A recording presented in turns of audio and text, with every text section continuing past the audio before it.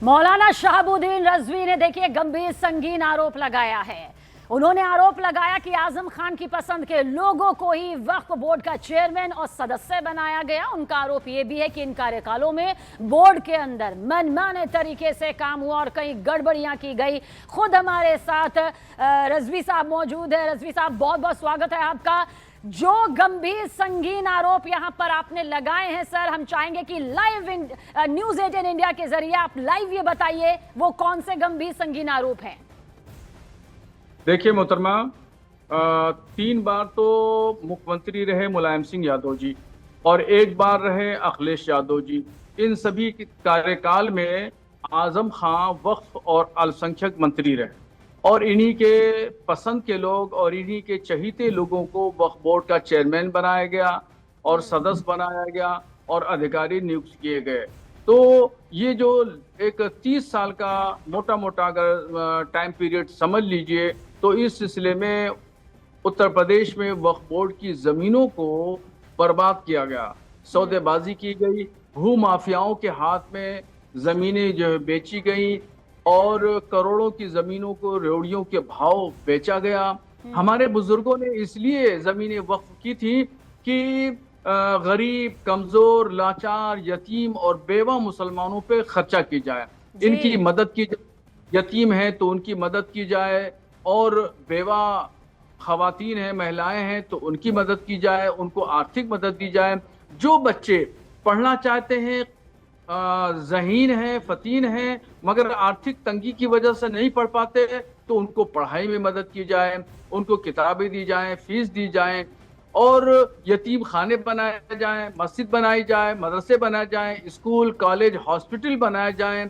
मगर उत्तर प्रदेश के दोनों वक्फ बोर्डों ने, चाहे शिया हो या सुन्नी वक्फ बोर्ड हो, इन लोगों ने कहीं कुछ भी रत्ती भर जर्रा बराबर कौम का काम नहीं किया। ये मैं अकेले बात नहीं कर रहा हूं, बल्कि 5 करोड़ जो मुसलमान उत्तर प्रदेश के हैं वो लोग कह रहे हैं, उन लोगों की मैं आवाज हूं। मौलाना रज़वी ये भी आपसे जानना चाहेंगे, क्योंकि ये बहुत गंभीर संगीन आरोप है और जो आप लगा रहे हैं आप उससे अपनी ही कौम के कितने बड़े दुश्मन बन जाएंगे ये तो आप बखूबी जानते हैं। क्या ये सबूतों के साथ है? मतलब वो तमाम सबूत आपके पास हैं जो ये बताते हैं कि करोड़ों से भी ज्यादा, करोड़ों से भी ज्यादा ये बड़ा घोटाला हुआ है? वाकई वो सबूत, वो दावे? जी मोहतरमा, मैं आपको बताऊं, इसके सबूत बहुत है मेरे पास में। मैं जिस शहर में रहता हूं, यहाँ से एक साहब वक्फ मिनिस्टर बने थे, तो उन्होंने यहाँ पर मशहूर पुराना बस अड्डा है, उस बस अड्डे के बगल में एक कब्रिस्तान है, पूरा शहर जानता है। उस कब्रिस्तान पर बिल्डोजर चला करके एक मार्केट बनाई है, आज भी कोई शख्स जाकर के देख ले। इसके अलावा लखनऊ में ऐशबाग में, वहां पर मैं नाम नहीं लेना चाहता हूं, वहां वक्फ की जमीन पर एक बहुत बड़ा आलीशान शादी हाल बनाया गया। सहारनपुर, रामपुर, मुरादाबाद, बाराबंकी, कानपुर में तमाम शवाहिद ऐसे हैं जहां पर वक्फ की जमीन पर शॉपिंग कम्प्लेक्स बनाए गए और जो लोग विरोध कर रहे हैं, वक्फ संशोधन बिल का जो लोग विरोध कर रहे थे, उन लोगों के एक एक लोगों को मैं जानता हूं कि उन्होंने अपने घर को 5 स्टार होटल की तरह बना रखा है और वो भी वक्फ की जमीन पर बनाया। और मौलाना रज़वी जो विपक्ष यहाँ पर कह रहा है कि ये मामले इस वक्त बड़े दावे के तौर पर इसलिए आ रहे हैं क्योंकि ताकि बीजेपी कुछ और मामलों को दबा सके, मतलब क्या उससे जुड़ा हुआ ये दोबारा से आप पर आरोप नहीं लगाते हुए नजर आते हैं विपक्ष भी? विपक्ष का काम है आरोप लगाना, उसके पास में तो कुछ है नहीं कहने के लिए। तो जब जिसके पास में न कोई दलील हो, न कोई प्रूफ हो, न कोई सबूत हो, तो उसको आरोप लगाना ही है।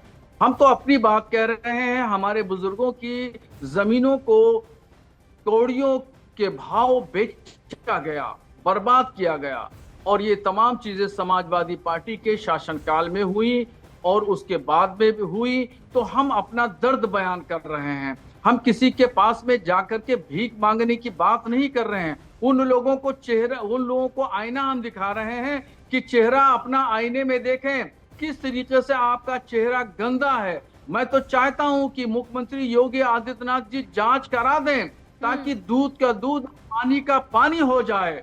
और मोहतरमा, मैं दावे से कह रहा हूं जी। कि अगर पूरे भारत के वक्फ वक्फ की जमीनों का सही रख रखाव हो जाए और उसकी आमदनी गरीब, कमजोर, यतीम मुसलमानों पे खर्च कर दी जाए, तो आप समझ लीजिए पर पूरे मौलाना भारत में रिजवी, क्या आपको गरीब नहीं लगता है मिलेगा। जिन करोड़ों मुसलमानों का आप मुसलमान भाइयों का जिक्र कर रहे हैं, वो इस आवाज को वाकई उतनी गंभीरता से ले पाएंगे? क्योंकि यहाँ तो आपस में दो गुट बांटने की पूरी साजिश रहती है, यहाँ तो तुष्टीकरण की राजनीति सबसे चरम पर रहती है, और जो मुद्दा आपने यहाँ पर उठाया है, जो आप कह रहे हैं कि एक बड़े सबूत के तौर पर वो फहरिस्त भी है, वाकई वो एकजुटता उस कौम में, आपके कौम में नजर आ पाएगी? देखिए, कौम को तो बहुत पहले से दर्द है, बहुत पहले से तकलीफ है, और मगर डर और खौफ की वजह से कोई बोल नहीं पाता। मगर अल्हम्दुलिल्लाह मैं आलिम दीन हूँ। आलिम दीन की जिम्मेदारी है कि हक बात कहना और सच्ची बात कहना। मुझे इन लोगों की धमकियों से और इल्ज़ाम से मेरे ऊपर कोई फर्क नहीं पड़ता। कौम बहुत खुश है। मेरे पास न जाने कितने कहां से लोग फोन कर रहे हैं, कह रहे हैं कि मौलाना साहब, आपने बहुत सही और बड़ी सच्ची बात कही है और इसको कहते रहिए, पीछे मत हटिएगा। तो कौम की जो रीढ़ की हड्डी है, वो वक्फ की जमीन से होने वाली आमदनी को खुर्द-बुर्द किया जा रहा है, लखनऊ की रेवड़ी की तरफ बांटा जा रहा है। इस पर आवाज उठाना हर एक शख्स की जिम्मेदारी है।